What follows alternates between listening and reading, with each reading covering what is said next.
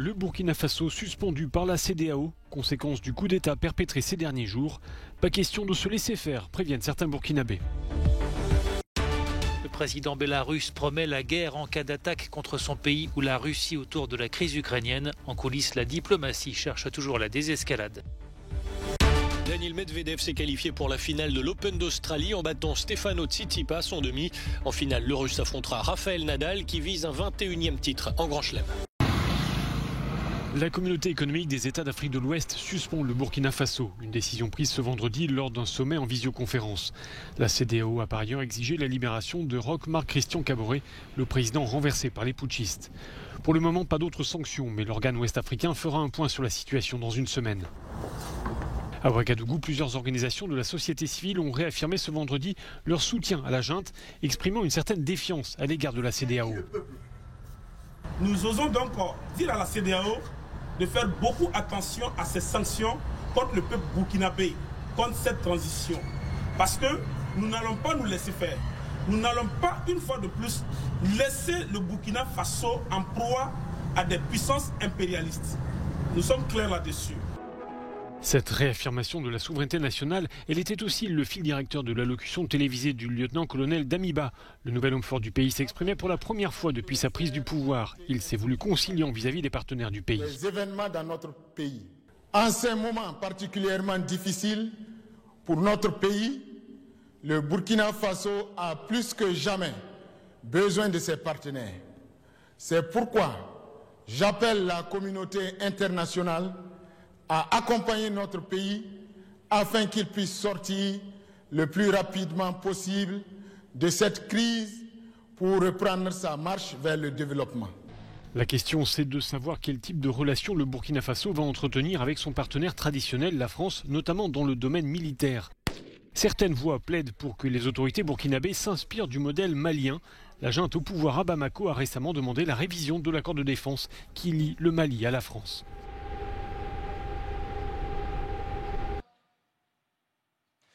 Le Bélarus soutiendra son allié russe en cas de guerre. S'exprimant sur un ton martial dans le contexte des fortes tensions autour de la crise ukrainienne, Alexandre Loukachenko a promis d'accueillir sur son sol des centaines de milliers de soldats russes en cas de conflit. Et le président de mettre en garde les Occidentaux, son pays est prêt à s'engager militairement. Il y aura une guerre dans deux cas de figure, dit-il. Dans le premier cas, si une agression directe est commise contre le Bélarus, alors nous nous lèverons pour défendre notre terre et notre patrie, y compris ceux qui ne le veulent pas.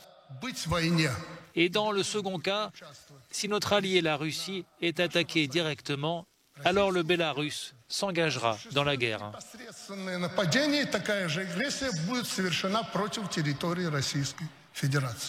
Des véhicules militaires et des avions russes sont arrivés ces derniers jours au Bélarus en vue de participer à des exercices militaires conjoints non loin de la frontière ukrainienne.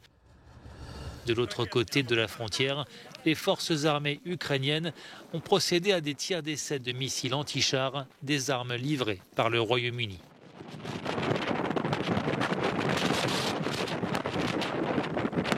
L'Ukraine redoute une invasion imminente sur son territoire compte tenu de la présence de dizaines de milliers de soldats russes à sa frontière.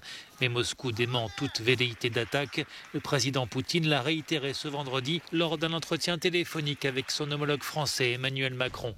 Les deux hommes sont convenus de la nécessité d'une désescalade et de la poursuite du dialogue. Mais la Russie exige toujours des garanties que l'OTAN ne poursuivra pas son expansion vers l'Est, que le Kremlin perçoit comme une menace. La Serbie dépensera cette année près d'1 demi-milliard d'euros en armes et en équipement militaire. Des armes modernes comme ce système de missiles anti-chars russes Kornet. Pour le gouvernement, il ne s'agit pas de faire face à de nouvelles menaces, mais d'adapter et de moderniser sa défense. La Serbie ne constitue une menace pour personne. Elle s'arme dans la dynamique nécessaire pour que les unités de l'armée soient capables de défendre le pays. Nous observons également ce que font les autres. Pour nous, il ne s'agit pas d'une course aux armements. Nous investissons autant que nous le jugeons nécessaire pour notre pays. De nombreux pays des Balkans suivent la même voie et renouvellent leur armée. L'expert militaire Igor Tabak l'explique par un nouveau contexte géopolitique. La Hongrie achète plus d'équipements militaires que l'ensemble de l'ex-Yougoslavie réunie. La Bulgarie et la Roumanie se modernisent très activement.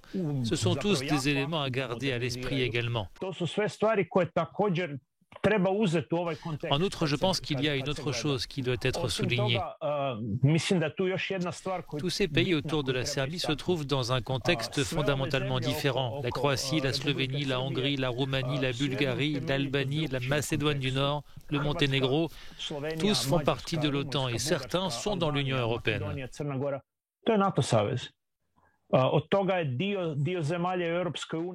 La Croatie, la Bosnie et le Kosovo entendent également moderniser leur armée. Alors peut-on parler de course aux armements 3 décennies après la guerre dans les Balkans ? Je crois qu'il n'y a pas de course aux armements pour 2 raisons.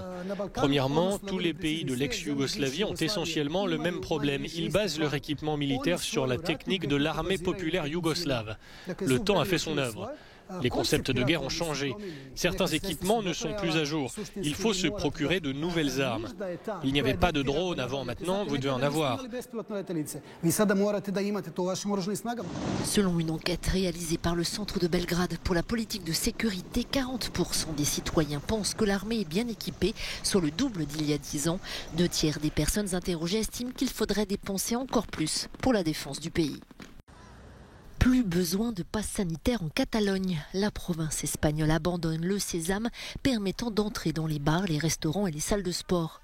Le gouvernement régional estime qu'il n'empêchera pas d'être contaminé en raison de la forte contagiosité du variant Omicron.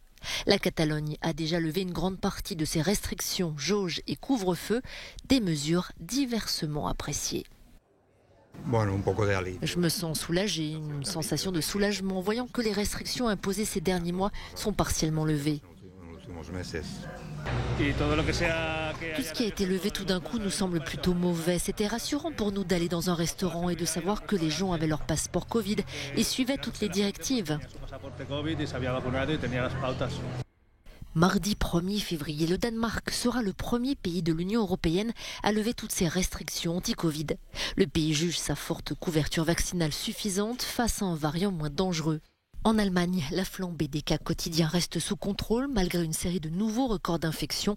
Plus de 200 000 cas, rien que pour la journée de jeudi. Je pense que pour le moment, nous maîtrisons bien la vague Omicron. Vous ne pouvez pas contrôler la vague elle-même, la vague pandémique, mais vous pouvez en contrôler les conséquences.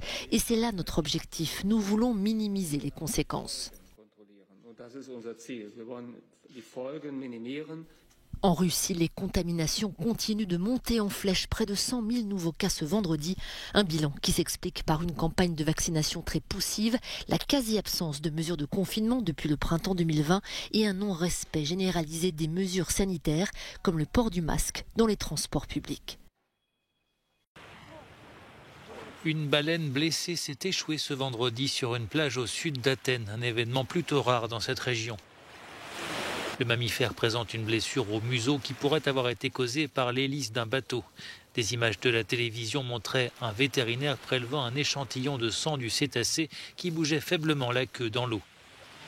Il s'agit d'une baleine dite bec de Cuvier, une espèce de taille moyenne pouvant atteindre 7 mètres de long. Les océanographes pensent qu'elle pourrait s'être perdue. Ils mettent en cause la destruction de leur habitat en raison des recherches sismiques en cours sur les hydrocarbures dans le golfe de Kyparissia, dans le Péloponnèse.